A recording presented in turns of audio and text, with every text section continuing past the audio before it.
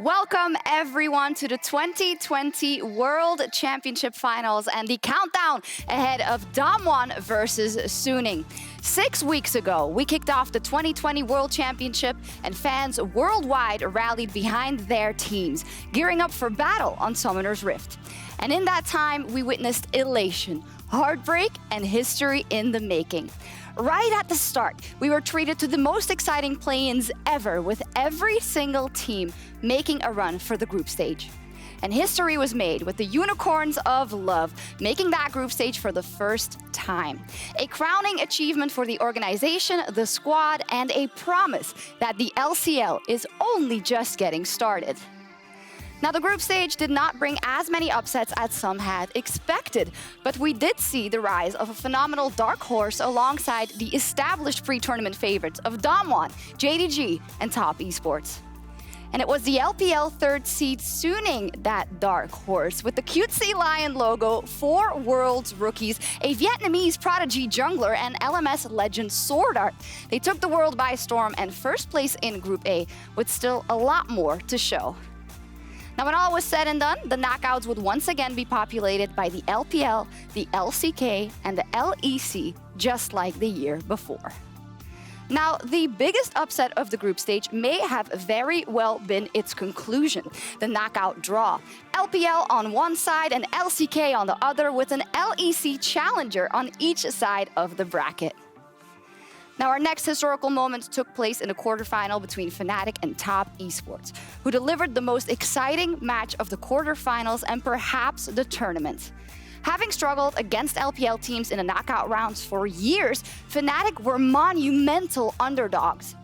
But those losses seemed a thing of the past, as Fnatic started with a 2-0 lead, which made the resulting reverse sweep that much more agonizing. Top Esports rose from the ashes and completed the first reverse sweep in World's history, continuing their road towards their expected World Final. Suning, they upset JDG 3-1 in the LPL Civil War after an awe-inspiring performance by the whole team, also giving us the Huan Feng Jin Curtain Call, an instant classic. Slowly but surely, the world started to take notice of Suning.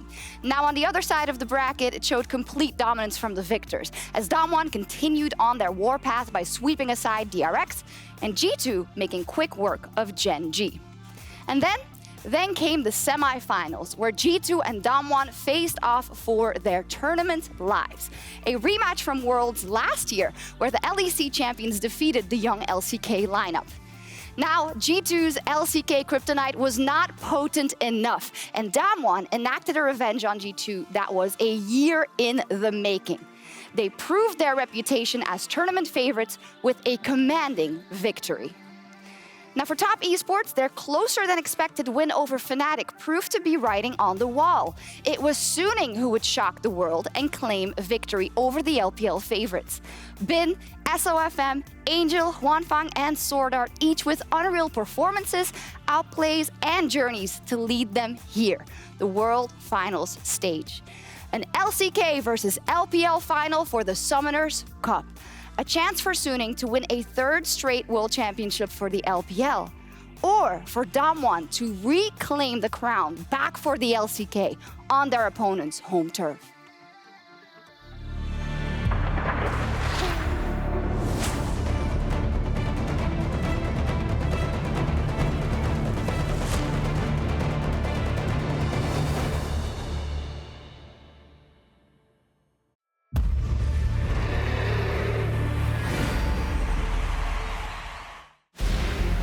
Never know what will happen at Worlds.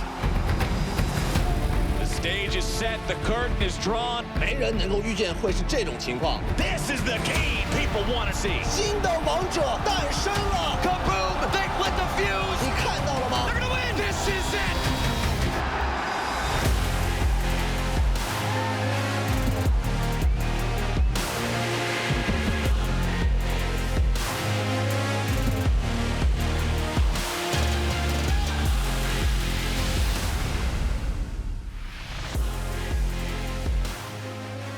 Well, Welcome back, everyone, to World's Countdown. Well, we are set for the biggest series of 2020, and I'll be covering it alongside Frost and Yamato. Do you feel aptly prepared for what we're about to do today? Yes. Good.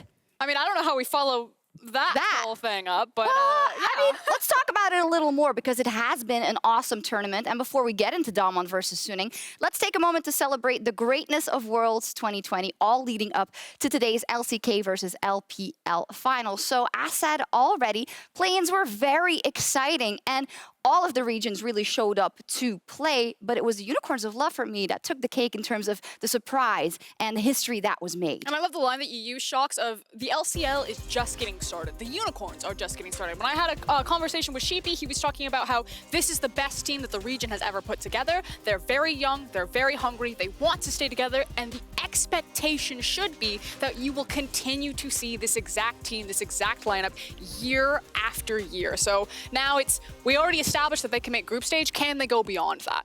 Yeah, for sure. I was also paying attention to like what they were doing in solo queue on the Korean ladder, on the Chinese ladder too, and they were making mad bits. And I think with that being said, I think, you know, the sky is the limit. All of the regions are getting better and better, not only the LCL. I think that's a great point because you'll only remember kind of the highlights of it, but also we need to think that it was a very close fight between the emerging regions, and we can only expect great things from them going forward. Then as we got into the group stage, I think a lot of people felt like there weren't as many upsets. It was more the favorites really stepping up and delivering.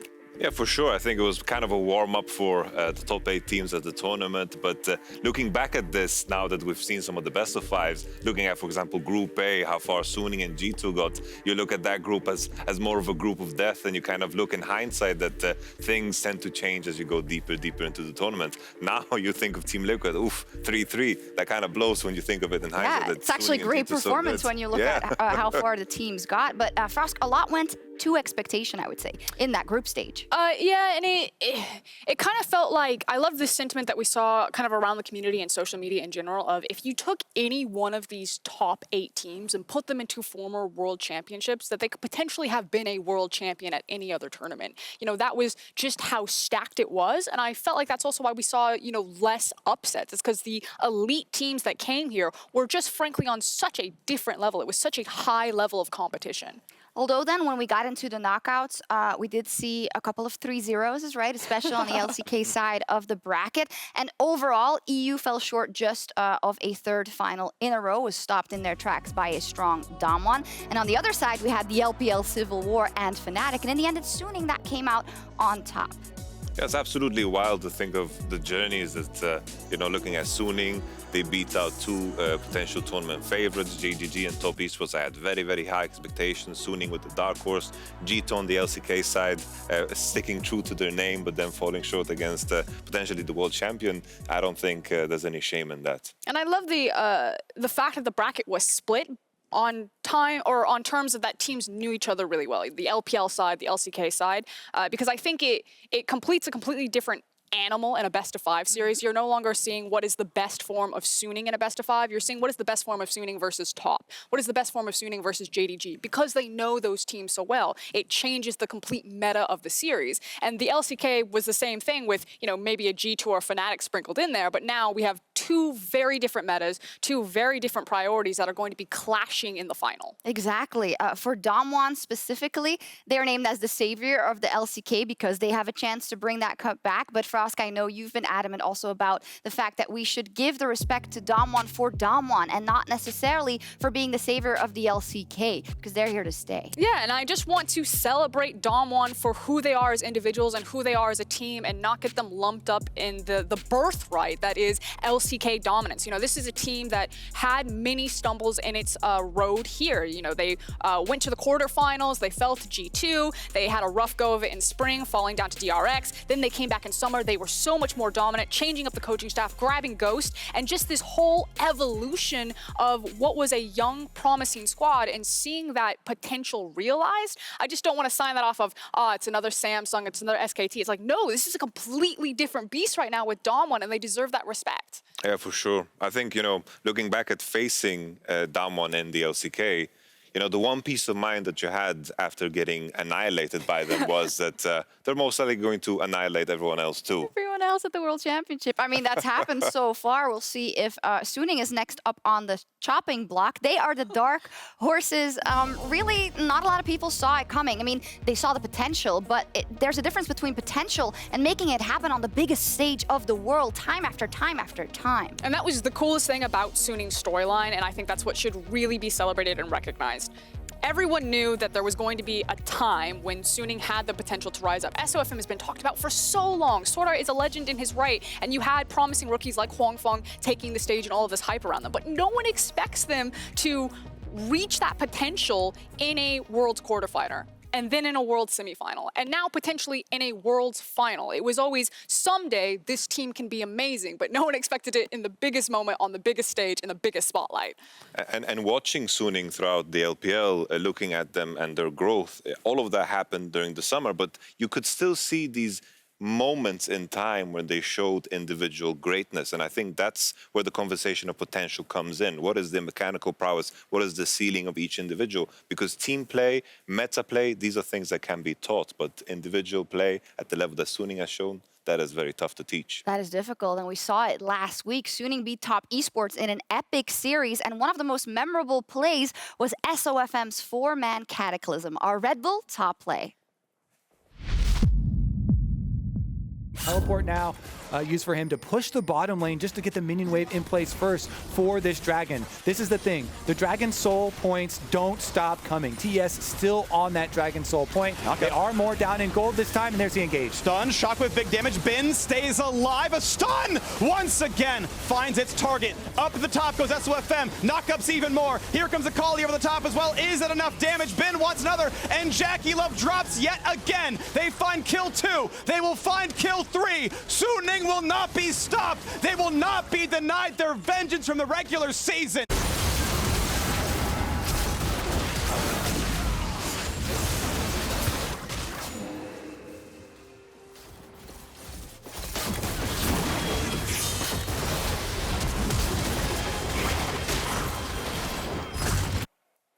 So it's interesting to me watching SFM in the draft phase, because looking at that draft, I was like, Jarvan is a champion? Yeah? Damn right, Jarvan is a champion. Enemy team was immobile, and the things, you know, we had this Red Bull top play, but there's so many other things. I remember the one play that Ender really fell in love with was when he was EQing, when he was smoke screened, then flashed and just hit so many people, has phase rush for some reason. I don't know why, but it's working, and it's hard to, you know, go against the grain when it comes to SFM. Mechanically speaking, and I know like that play won't necessarily show off the just insane mechanical level of SOFM, but he is just like perfect. He is such an incredibly talented jungler, and we say this all the time, but it's the world final, so I'll say it again. It's about damn time that SOFM has finally made it to the world stage. He has. Ender will be doing a deep dive into SOFM's play in just a bit, but SOFM is not the only jungler that's been making noise at the World Championship. Honestly, this has been a tournament defined by junglers. First up, how did we end up here, and why has it been defined by junglers? I think it just comes down to the key champions that are in the meta right now. Always at World Championship, I think what it comes down to is just champions that are the strongest in the early game. And if you look at these champions that are on the screen right now, Nidalee, Graves, Lilia, they have one thing in common, that is they are very strong from minute one. And that pressure is going to be so important, because teams at the highest level know how to utilize their junglers and make the game bigger than just the individual matchups. It's all about the synergies and how the map works together. And that's something that we've seen. These champions are the meta, and that has changed the meta completely in mid, in bottom, and top 2. And it's just been cooking for such a long time. It felt like when gold was kind of put back into the early game, you know, in the jungle camps themselves, also the plates coming through, and now the champions getting buffed up, Runic Echo being such a powerful item, such a cost-efficient item, how well it works with Nidalee. And then the fact that the big two, the Graves and the Nidalee, they're so good at farming, moving very quickly through their jungle. and also having great kill pressure. And so if you have setup in your lanes, it just makes these champions shine, which is why we're seeing them banned every single time. To call them just farming jungles is short of it. They are everything. They are skirmish jungles. They are farming jungles. They are hyper carries. They can do whatever you need them to do. Now, we often say for a world championship, you have to be a team that can adjust to the meta no matter what it throws at you. Do you feel like this year it's been more the meta was the way it was and it was the teams that were already suited to it that stepped up, or is that not true for every team? Honestly, I think that's fair to say, yeah. Thinking about, Fnatic's storyline, they were trying to pull off this playstyle for a very, very long time with Selfmade. And eventually, there were a couple of buffs. There was the Hecarim buff, there was the Evelynn buff, and all of a sudden, everything that Selfmade has worked for and practiced towards and always tried to achieve, because the jungle has always been the same. The spawn time has been the same, the gold has been the same, and Selfmade, if you look at his play throughout the whole summer split, it just seems like this is something that is recognized all along. And there was going to be questions. Fnatic were kind of the one team in the LEC that were trying to play that playstyle, as Yamato was talking about, whereas everyone else was running around still with the tank junglers, the Sets, the Volley Bears.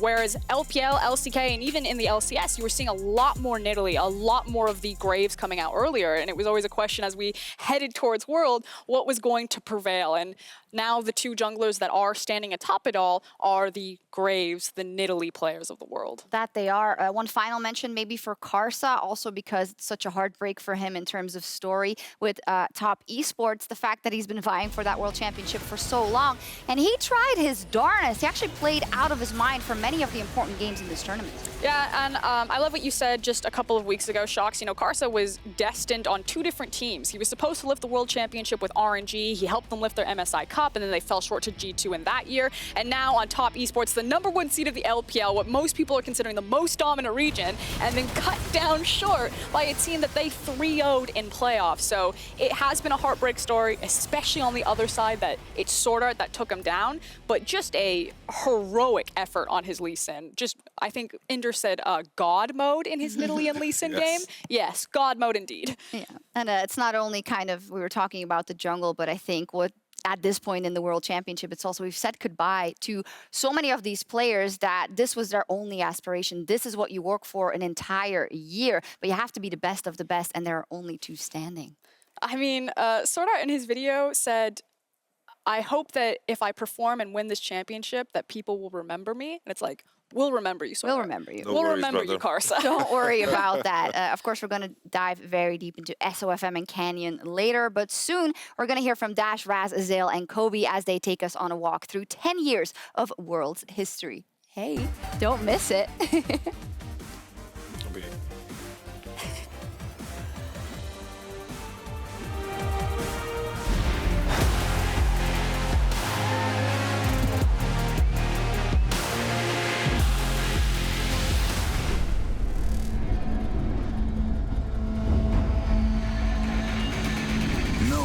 Promised tomorrow. Playtime's over. They're mine now. Fear the assassin with no master.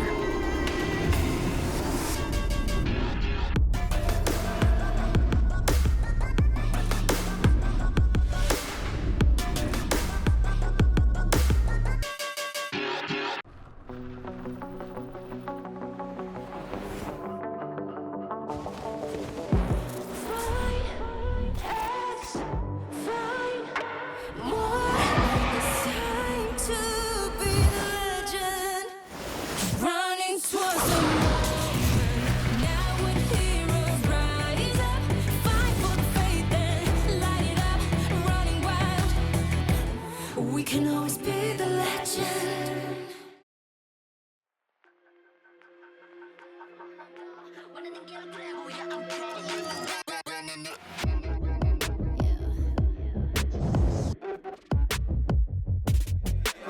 Moving too fast, life moving in slow-mo. I'm a god, but I actually don't know. I mean, better put your pride aside.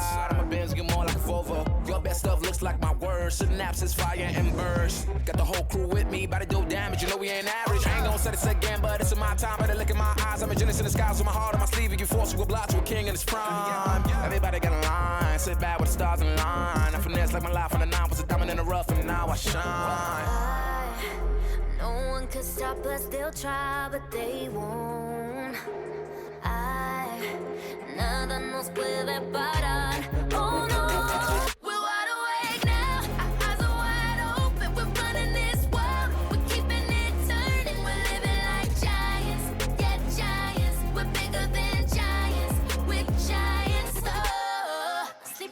giants. Sleeping giants. Yeah.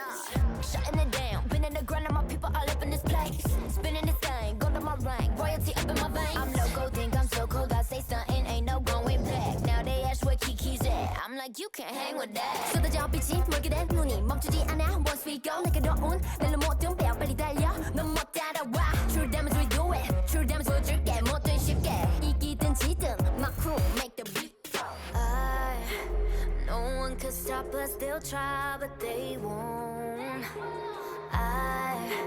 Nada nos puede parar. Oh no, we're wide awake now. Our eyes are wide open. We're running this world. We're keeping it turning. We're living like giants.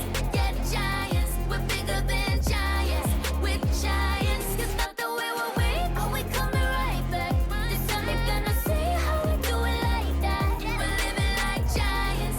Yeah, giants. We're bigger than giants. We're giants. Oh, sleeping giants. Sleeping giants. I keep on shattering time. I might just leave you behind. Homie, you stuck on rewind. You should quit sleeping on mines. You got your back on reclined. When I damage your delicate spine, please don't act out, shy and surprise. They be like, what you mean? What is your winning scheme? I got a giant team. Big as my self-esteem. Run it back, running man. They think they go hard, I'm like, come again. You run at a time and I'm busting in. While you stumbling, I got this blade in my hand for your punishment. We're wide awake now. Our eyes are wide open. We're running this world. We're keeping it turning. We're living like giants. Yeah, giants. We're bigger than giants. We're giants. It's not the way we're coming right back. This time you're gonna.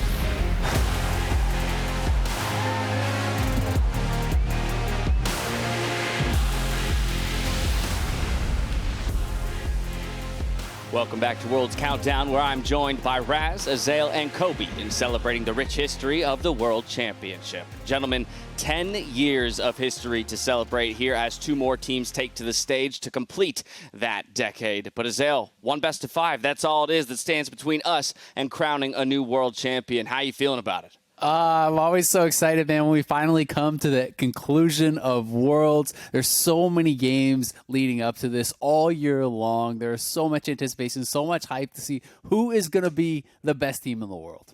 Well, today's finalists will join a long line of champions dating all the way back now to 2011, Kobe. Those humble beginnings of the League of Legends World Championship Season 1. How far we have come. It has been a while, my friend. And I guess as the oldest person on the desk right now, let's go back to 2011, Season 1, DreamHack, the World Finals, otherwise known as Freak's Basement. This was before Korea even got to participate in the World Finals because they were so late in getting a server after North America and Europe.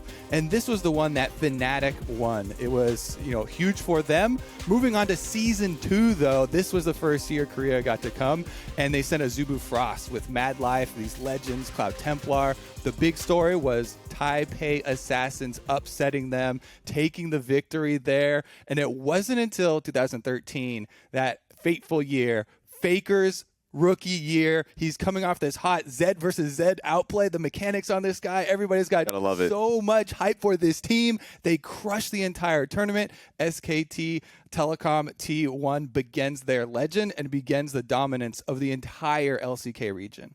Yeah, 2013, Raz. That's where it all began for the LCK and 5 whole years of dominance. Yeah, and for me, 2014 was like the next step, because it was not even just about SKT. It was the story about the region having that depth. It was Samsung White, Blue, like the sister teams coming up. And then Samsung White, when they went to Worlds, they only lost 2 games throughout the entire thing. Within their groups, they had the LPL first seed in EDG as well. So it really solidified the dominance of Korea on the main stage. And even with the Korean exodus of like Deft, Heart, Mata, like all these big names, Dandy as well, leaving the region, they still had talent and the coaching staff that was there to continue that legacy. And I think one of the crazy things is if you are a newer fan, or maybe if you've just kind of gotten used to this new reality, it's really easy to forget that just a couple years ago, it was unthinkable to beat an LCK team in a best of 5. Worlds was not, if an LCK team was going to win, it was which LCK team is going to win and who's going to dodge them in the quarterfinals to maybe get a little bit further in the tournament, because those teams were so incredibly dominant. And as Raz was saying, it wasn't just about SKT, it was about the depth of the region, the absolute and utter dominance that they displayed over all of those years. At 2015, the first time that a Korean team or any team would have a repeat in the World Championship, that of course was SKT, followed it up with another one for the first ever 3 in 4 years. But across 5 years of finals, 8 out of 10 teams were from Korea, Kobe, and the story of Korean dominance would die alongside SKT and the LPL taking the reins for those next 2 years.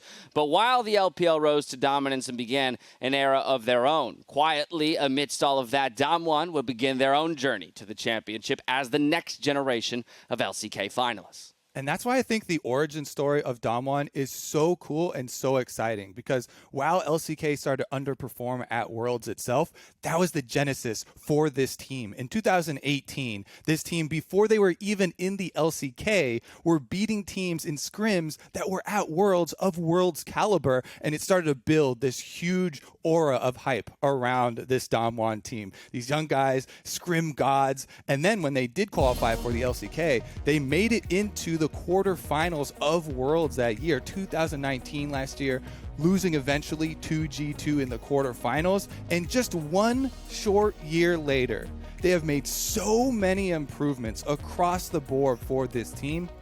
They have evolved so much that now they are actually favorites heading into the finals in just 2 years as a team. It's actually so crazy at the qualification from them from Korea Challenger. As soon as they got into the LCK, it has been upward momentum. It really has, and I think that one of the big stories for me was, Nagri last year versus Nagri this year. And last year, I feel like DAMWON as a whole, everyone was talking about individuals, talking about how Nagri could come out here and just style on everyone with these incredibly greedy, setups and champions, where he'd come out with Vlad playing Cull and Klepto and Coin, and he was going to outscale you and he was going to style on you. And that was what everyone was talking about coming into Worlds, and it didn't really come to fruition on the world stage. And in 2020, 2 of his most played champions have actually been Lulu and Ornn. He has 3 games on the Ornn, 2 on the Lulu, and it's because he is more of the team player, more of the facilitator this time around. He can still dominate on the carries, but DAMWON have become so much more of a team, and he has been able to play so many different roles, and I really do think it's indicative not only of his evolution, but of the evolution of DAMWON, past just being individuals and to being a truly great team and the favorites to win Worlds this year. Yeah, and like the year from 2019 to 2020, the only real physical change, roster change, was with Ghost. Because from 2019 to 2020, like all the members, even Nugri that you made a mention of, like the change that they had was really intrinsic in how they played the game. But remember, they lost that quarterfinals getting targeted in the bot lane. And then when they went to spring split, to summer split, it was Ghost that took, that came into the team incredibly strong, a strong facilitator as well. They can still play towards the top side of the map, but then he had a strong 2v2 with Beryl. You got to see it this tournament, actually, like 38% forward percentage, getting 2v2 kills when Canyon's on the other side of the map. So it's insane to see that Ghost is performing. And so like not only is the team developing, but then they added that one crucial piece. Ghost, of course, yes, just now finding his way to the roster here in 2019. And while it's been a journey for Ghost, Kobe, I want to talk about one of the players who has spent his entire career here on DAMWON in Canyon. Yeah, the analyst desk talked about how important junglers have been in this current meta. And when, Canyon joined in 2018 with his team, he has made his rise right alongside the epic rise of the overall team. And he was really good during the tanks. His Trundle especially was an intelligent Trundle play along with the Sejuani, but really has shown up and taken over in the current meta of carry junglers, where he is sweeping the board in stats for junglers strugglers at Worlds at this tournament. First. And the only one that is second there, James, is the damage percentage of your team breakdown, which is an overall team stat. He has absolutely crushed it. And most importantly, they have embraced the current style for League of Legends, are accelerating so much ahead of the rest of the competition because of it. Gonna mean there's a big focus here on SOFM then in containing Canyon and making some plays of his own. Yeah, exactly. As I won't have an opportunity to talk to you guys again before the series, real quick, down the line, who's going to take it, Raz? Oh, I have DAMWON, for sure. DAMWON, Azale. Yeah. DAMWON, Kobe.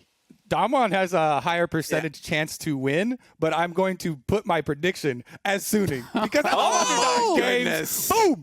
He's throwing the curveball. I want more than 3. I know Quickshot and Vedius are hoping for 5. Well, as DAMWON fights today for the Summoners Cup, they have the legacy of the LCK behind them. And while they are considered the favorites in this matchup, the LPL are forging a legacy of their own. And Suning will not relent without a fight. Back to SJOKZ for more on this epic clash.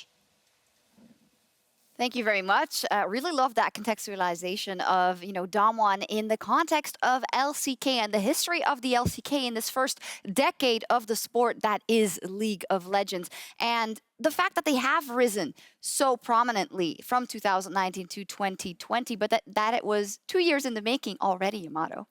Yeah, for sure. I think, for most teams, the end goal is just to win a world championship. But most LCK fans, they've gotten used to a standard where teams and organizations win multiple titles. LCK, of course, T1 winning 3 of them, Samsung winning 2 of them. DAMWON today, as they're playing their best of 5 and they win 1 title, that is just going to be the beginning.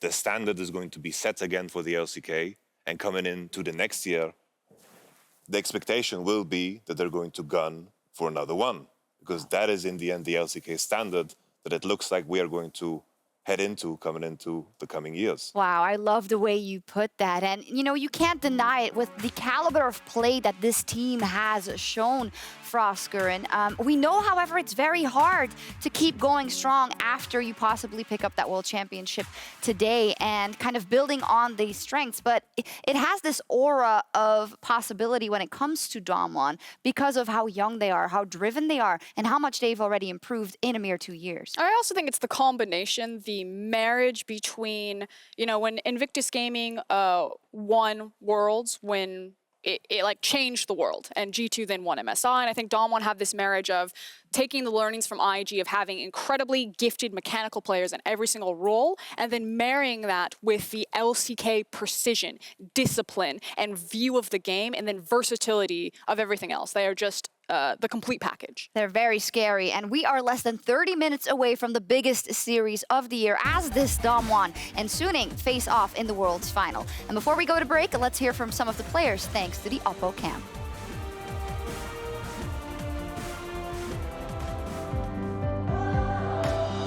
Hi everyone, I'm Candace. Welcome to today's Oppo Cam.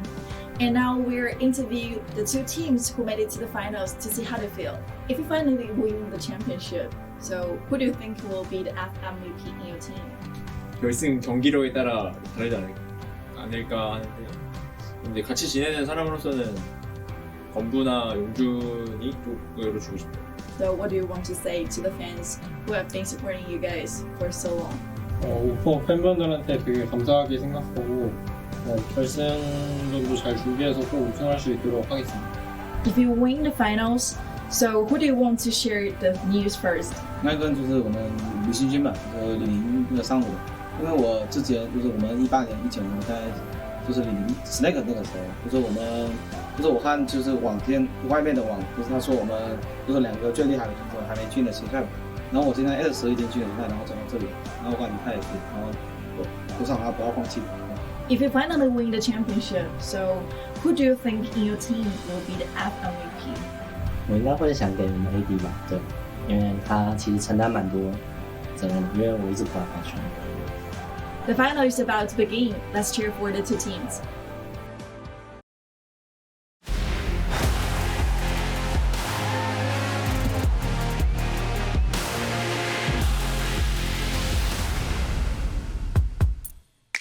Welcome to Assist of the Week, presented by State Farm.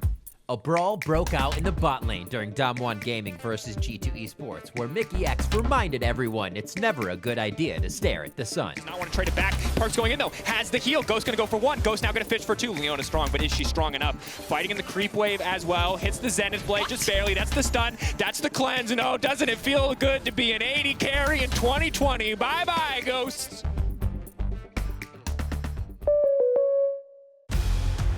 It's invisible, but it's always with you. It's the defender of your decisions, the bodyguard of your buffs, the guardian of your greatness on the Rift. It's the Cisco network. Because when every click can tip the scale of an entire season, nothing less than the speed and dependability of the world's most powerful network will do.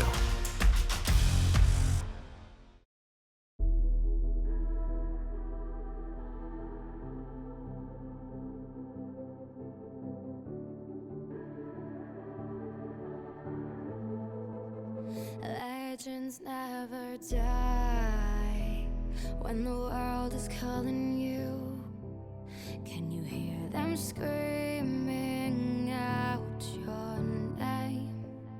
Legends never die, they become a part of you.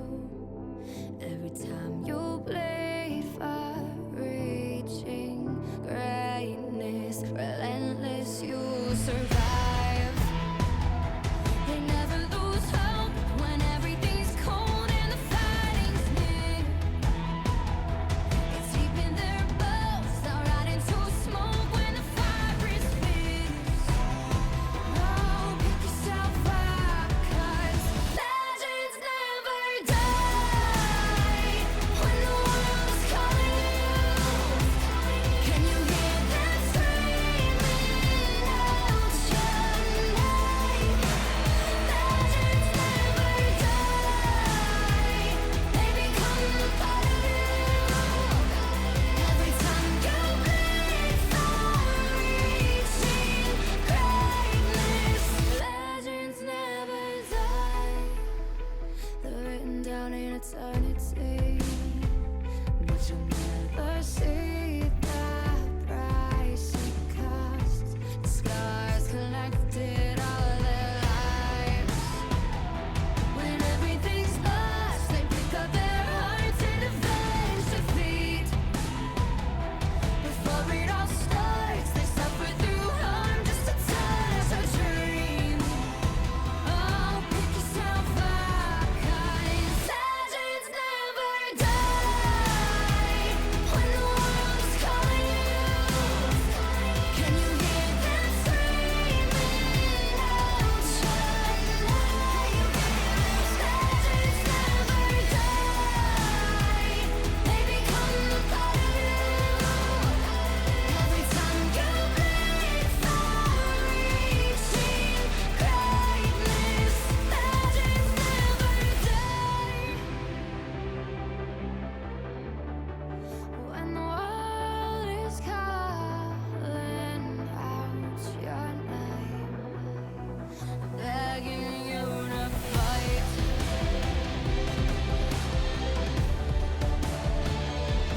Pick yourself up once more. Pick yourself up, 'cause legends never die.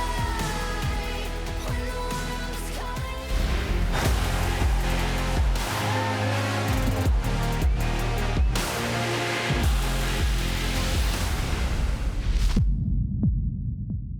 慢点，我会来。多一滴啊，多一滴啊。AD 死了，来，我看 AD 是你，手 AD 这边有 AD 里面 AD 没闪，发条小心，发条没闪，发条没闪，杀人先，杀下面逃。杀发条。我们下面打不赢，可以，我会被单杀，兄弟啊 ！Q 下 Q， 发波加油！哦 ，nice， 一波，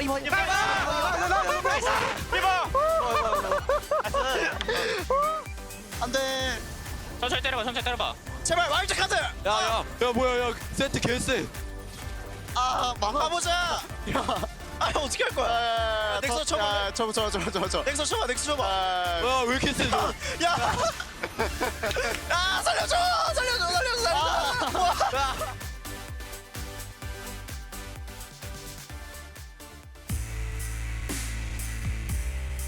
I love it, the sheer excitement. You just got an inside look at our two finalists and sounds of the game presented by Bose. And right now, I'm joined by LPL expert Lyric for a special look at Suning. Hello, Lyric. It's so great to see you, and thank you for joining us all the way from Shanghai. Yeah, hey SJOKZ, thanks for having me on to, see if LPL gets a third title or if LCK gets to make their way back and reclaim it for themselves. I think I know which one of those you would prefer, and I'd like to call back to a prediction you made ahead of the quarterfinals when Suning was playing JDG, and many people pegged Suning as the underdogs and JDG as a team that would clearly take that, but you voted for Suning already then. Why? And, I mean, you proved to be correct, so props to you.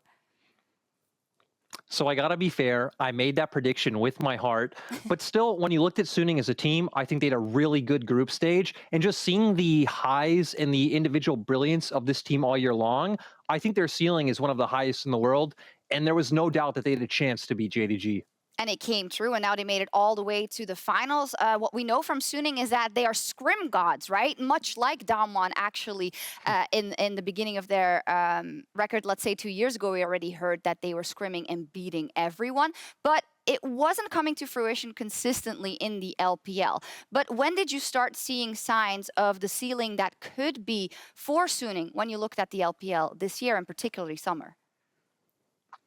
So it's pretty interesting because in LPL, we describe Suning as the experimental second album from your favorite band. They're pulling in all these weird genres. It's really cool, but mixing it together is quite hard. You look at Suning, duelist top laner, teamfight AD carry, a jungler that's much more farm-centric, but a support that wants to be aggressive and make plays. So they had all these great individual elements, and we saw a lot of highs, especially in summer, like you mentioned.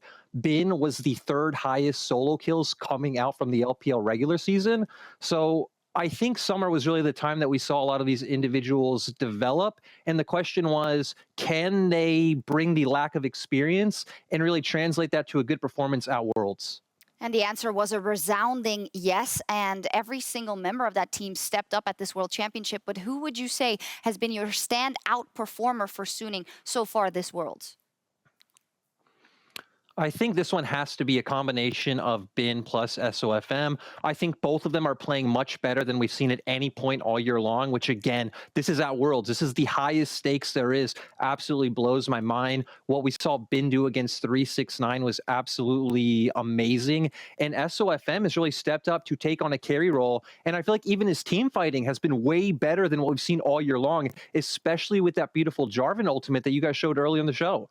Exactly. A lot of standout performers, but this is the day that matters most. Give me your prediction.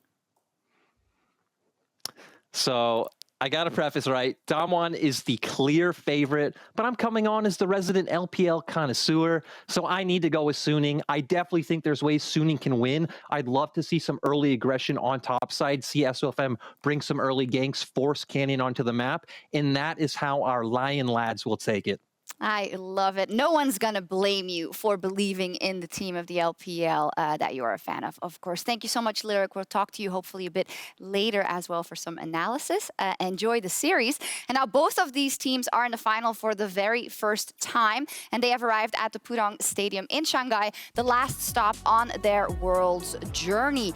Just to set the stage before we get into the nitty-gritty, DAMWON have shown domination from the start, and Suning has shown a lot of close fights to get here.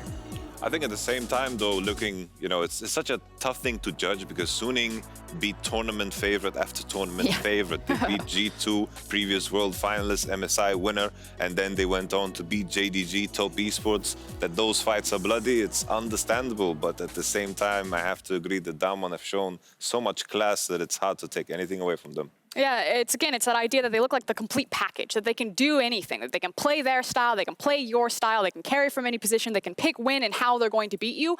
But on the other side, Suning do something that's so unique, and they do it the best, and that's why they're here in the final. So if Suning get to play their game, I have no doubt that they could beat DAMWON. But the issue is that DAMWON plays everyone's game, and if you're not on perfect form on the day, DAMWON just slaps you down. Yeah, exactly. It's also kind of mirrored in every game we've seen off DAMWON. They change their play style depending on who they are playing and then beat you with it. For Suning, we've seen a lot of comfort. Getting those comfort picks, getting the way you like to play with SOFM shining to make the wins happen. I think just looking at Suning is just all about how the individuals perform. We saw Jack's picks where honestly, they didn't make a lot of sense to me. Picking Jackson to Ornn is something that is very tough. Picking Jackson to Renekton is something that also is quite tough. But if you play at the level of a Jax one trick that has played Jax his whole life, then you deliver. And it's just crazy to me because Bin managed to do that against players like 369 and of course Zoom. And then you have, you know, the idea of Suning as a whole is just great individual play that is finally landing together now. Suning moved the chains or kind of accelerate the game a lot off of the back of skirmishes or team fights. Yes, SOFM is a great farming and pathing jungler, and he can create his own leads there. But often the breaking point for games for Suning, like LPL fashion, does revolve around fights. And that's why the comfort is so important. They're the 51% players. They know that in a what looks to everyone else is almost a losing situation or a 50-50, Suning like, flip it every time. I can outsmite this guy. I can outplay this guy. And that's why the comfort's important. And what's cool then, and the importance of the context of 10 years of League of Legends is that these are the LPL representatives and they're playing their style, their way. This was Invictus Gaming that played the Trident style. This was FPX who played the tanks mid. This was RNG who played Raise the Puppy. Each LPL team has always over-specialized, over-indexed into a specific way that they like to play, and they don't change that for anyone. And I think Suning are just the next evolution of that. That they are. We'll see what they do today. They had some small adaptations, as in spending more time top lane specifically versus top esports, saving that counter pick as well. Do you think that is the key here for their playstyle and their draft, saving that counter pick for the top lane? I think, yeah, I would be inclined to move in that direction. If there's a Suning victory today, I think it's off of a hand of some great, crazy Jax performance. Just been playing these champions. They love to be in these split push situations, these isolated 1v1 situations. We've seen him 1v2, we've seen him 1v3, we've seen them win those situations. And it's the same thing for SOFM. He just finds so creative ways of getting ahead. And I think this is what keeps them ahead of the curve in terms of individual players in their respective roles. And we've talked about, the comfort pick, and that makes sense. If your top laner is comfortable playing these bruisers, these carries, which are often volatile matchups, Suning were banning Ornn a lot. Bin only played Ornn once. It didn't look that great. So far, there hasn't really been a lot of hard engage or tanks that can come out of the top lane. And that side of the bracket, the LPL side of the bracket, even in the Fnatic versus Top series, last pick was often going to the top laner, whereas on the other side of the bracket, the LCK side with G2 was about the support. But here's now the question that I want people to ask.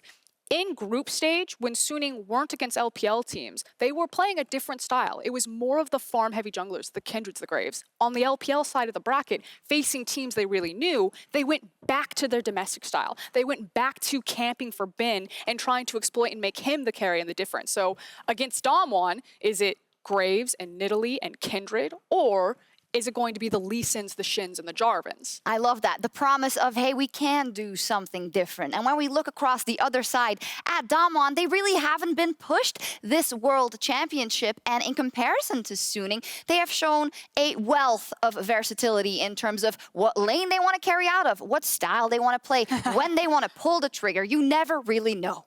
It was crazy because I was, reading about the community sentiments. Like, yeah, DAMWON haven't been pushed. They're in the World Finals. If they haven't been pushed so far, it just means they're an immovable object. They're a mountain. And I think it just comes and stems from the draft as the beginning. They're so versatile in how they approach the game. They are willing to adapt to the theme that the enemy is presenting. We saw that situation where Caps was playing Akali. All of a sudden, a Lulu was coming in. They had this full range composition against the Kindred. And all of a sudden, they had to play into the bottom side. They had to play a very safe game. They couldn't play on side because there was Pantheon and Sion. They are so quick to adjust to what the enemy presents. They can play through the top side. They can play through the mid. They can wait for key moments in the game. They can play for the Soul Drake. I think in general, just to tie it together, they are very good at analyzing what the goal of the game is, and they're always playing towards that goal together. There is no cheeky, oh, we need to get this guy ahead, we need to get this guy ahead. It's all about winning for them, and they recognize that point, regardless of what game they're playing in. They download you. They download you and they smack you at what you're strong with, and that's what's so dangerous about them, and then they have the talent to do that. And now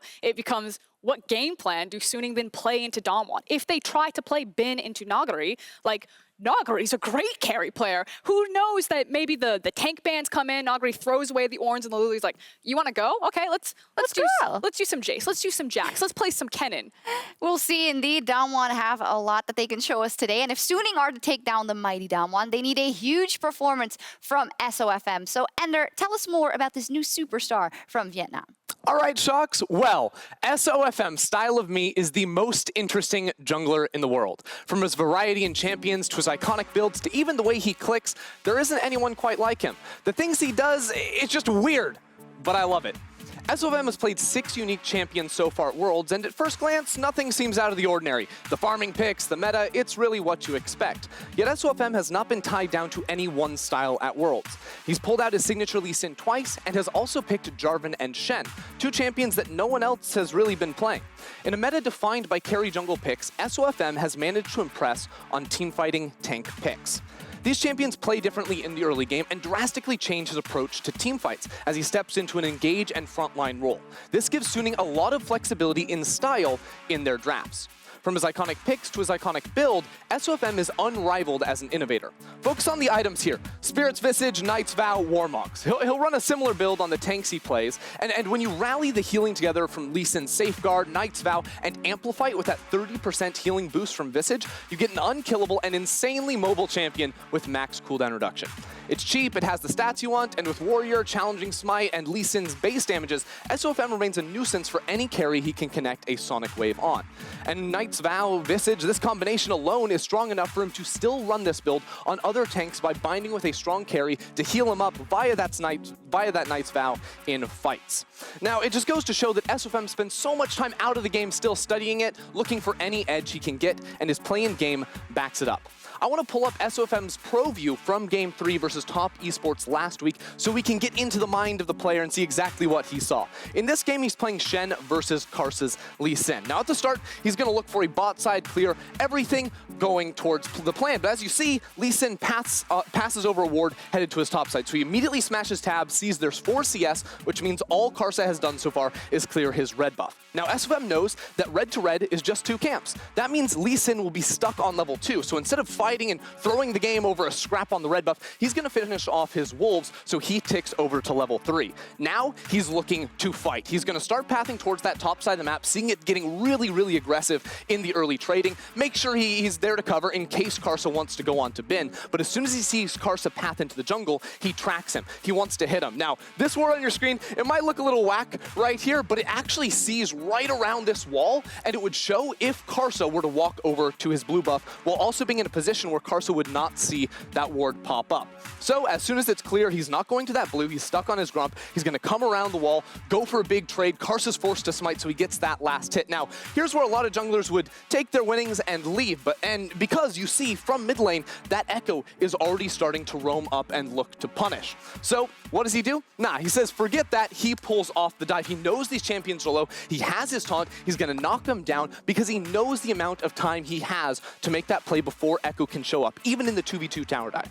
This play shows SOFM's ability to adapt and reroute on the fly to punish the enemy jungler, and that he knows the limits of the champions he plays, even when they are unconventional or less popular picks. Now, I just had to pick one early game play to show what SOFM can do, but there's so much more great footage out there.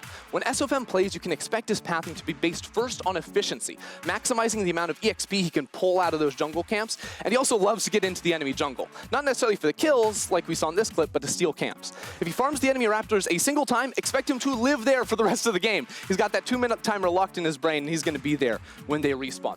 Now let's move on to a team fight. I'm done with the early game. Let's get into this, because his spatial awareness and his game sense is on another level. It's a game-deciding team fight in Game 4 here. Right from the start, he's on this Jarvan. I want you to appreciate this play. He gets an EQ flash knockup, while he's blind. His zone control, everything in this fight is beautiful. Like, he is blinded there, and he manages to find both carries. That is just beautiful. Appreciate all the elements of his play. The flag and drag to get in here. And now from this position, what does he do? Well, actually, he's going to loop all the way around this wall because he knows there's going to be a player trying to escape here. He's going to try and zone Knight around this wall. He sees him looking for the flash. He forces Knight down into Angel's waiting arms. And this entire time, he hasn't actually used his ultimate. Because Bin was coming around on the flank, that ulti doesn't really do anything. He doesn't need the ult to trap him. His players are going to be able to do that. So the zone control, everything absolutely on point, and he holds his ultimate all the way until the end of the team fight. I mean, he gets 3 players stuck in there. He still makes it out, healing up with a Knight's Vow he placed on Bin the entire time. It is absolutely a thing of beauty and a massive impact in why Suning were able to win that game 3. I have honestly never seen a better Jarvan team fight in my life. The game sense to see Knight's exit before it happens, to hold his ultimate to the last second, the awareness and confidence to engage without fear or hesitation while fully in the dark. Just wow. SOFM is one of the very best junglers in the world, and today he can prove that he is one of the best players along with the rest of Suning. Back to you, SJOKZ. Thank you so much. I love that, and I love the excitement. I know you're a jungler yourself, so just to be able to talk about it and to kind of see all the little things that SOFM does that you don't necessarily see when it's happening live, because we're all noobs, it's really nice to see that being broken down. So, you know, we're talking a lot about SOFM, Yamato, but there is a certain gentleman on the other side who has been the jungle statistical juggernaut of this World Championship. Canyon, what will he do to disrupt SOFM? I think Canyon has made it look very easy for his laners because people were having conversation about, Showmaker looks overrated, because he just didn't need to do anything because of how well Canyon played. I think time and time again, I think what Canyon does better than SOFM, I think SOFM is the better pure jungler. If you just look at the statistic of a jungler, if it was a Pokemon card, what is his, jungle stat, then I think SOFM would be up there. But I think Canyon's ability to analyze the game state, the lane states, and adapt to it on the fly and recognize where he needs to be, I think this is what he does better. When he recognizes that he needs to pick up the pace, no more farming, needs to play for the lanes, and needs to get ahead through that fashion, I think he always does it first. I think it's especially in the mid-game for me that Canyon really shines comparatively to SOFM. I think Suning slow down a bit in the mid-game, they lose some of the plot, and it's a lot of time that SOFM will start funneling gold into himself, whereas Yamato is talking about Canyon will be more of a team player and is really good at reading the map in that game state when the towers fall down and where actually to execute at the right time. And of course,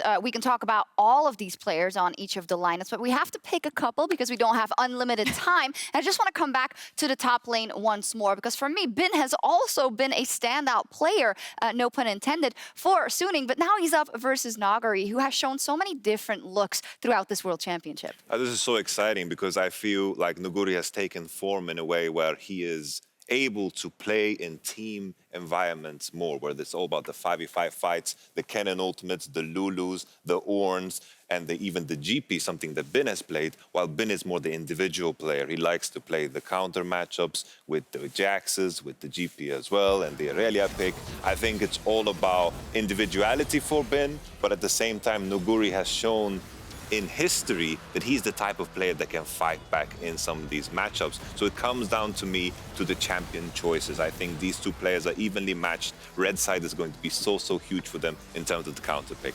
Yeah, draft has never meant more than it will for this it is World a World Championship final. Well, exactly. The clutch factor, I guess is probably the word, of both these guys is absurd. Nagari obviously has a bit more experience, but Bin does have a guy like Sword Art backing him up, because that's kind of the other than factor. It's how will these junglers plug into their top lanes if that's the style that Suning will attack for, like they did in their quarterfinals and their semifinals? And then also, what are the supports doing? Because if the junglers are on these hard farming champions, the supports are oftentimes on engaged champions with great setup. The things like the Bard, the Pantheon, the Leona. And it's going to be a sprint for Beryl and Sword Art to kind of pick up the slack if it's their junglers who are kind of cruising in the jungle and farming up these hard carry champions. Hey, a little less than 2 minutes left, so I really want to talk more about Sword Art and about Hwangfang and about Beryl and about Ghost, but we don't have time. We need to go to predictions. We are so close. So, tell me, Yamato, I don't think I'll be surprised. I'm going to go with 3-0 DAMWON Gaming.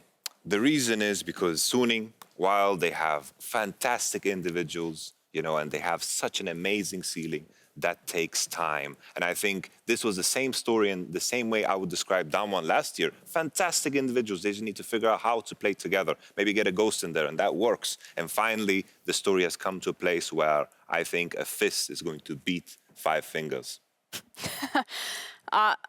I don't disagree with you, Yamato, but I'm actually going to back Suning this time around. Whoa. I have bet against Suning at every single turn, and the thing is I think that they were on the stronger side of the bracket. I think during the mid-season cup, the LPL got the best of the LCK. I think that Suning have shown a wealth of diverse styles of playing with their jungler and around that, and I think the meta is perfect for SOFM to thrive. Now, I think that Damwon are the complete package, and Suning need to be in perfect form if they want to make this work. I think the Cinderella story will continue, and the clock hasn't struck midnight just yet for them. Well, luckily for us, the clock is about to strike 0 for the opening ceremony and getting into picks and bans. A Cinderella story on one side, but I would argue also on the other side. Both Suning and Damwon looking to take that glory home to their region. A year-long journey has led Damwon and Suning all the way to the World Final in Shanghai. So let's head over to the opening ceremony presented by MasterCard.